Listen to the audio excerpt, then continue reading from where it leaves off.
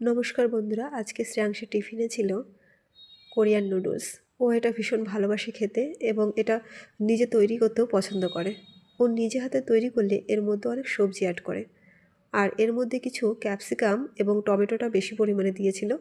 আর আমি এর উপর দিয়ে ছড়িয়ে দিয়েছি টমেটো কেচাপ। ঢাকনাটা আটকে দিয়েছি। এরপর কিছু কেটে রেখেছিলাম ফল।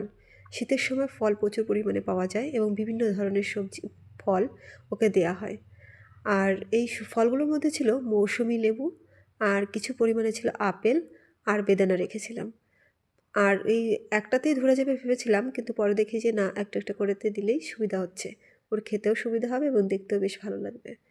আর এই বেদানাটা আমি অর্ধেকটা কেটে আস্ত ধরে দিতাম, কিন্তু পরে দেখলাম যে ও বলছে, মা এটা ছাড়িয়েই দাও, ছাড়িয়ে দিলে অনেকটা পরিমাণে ধরে এতে, এবং ও এটা খেতে ভীষণ ভালোবাসে।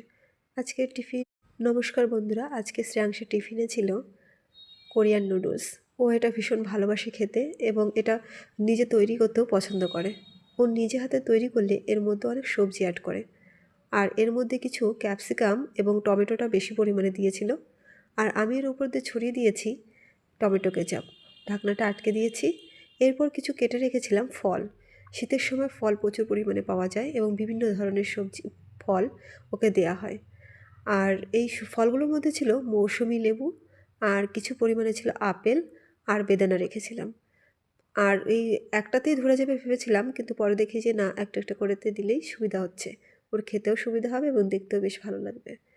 আর এই বেদানাটা আমি অর্ধেকটা কেটে আস্ত ধরে দিতাম, কিন্তু পরে দেখলাম যে ও বলছে, মা এটা ছাড়িয়েই দাও, ছাড়িয়ে দিলে অনেকটা পরিমাণে ধরে এতে, এবং ও এটা খেতে ভীষণ ভালোবাসে।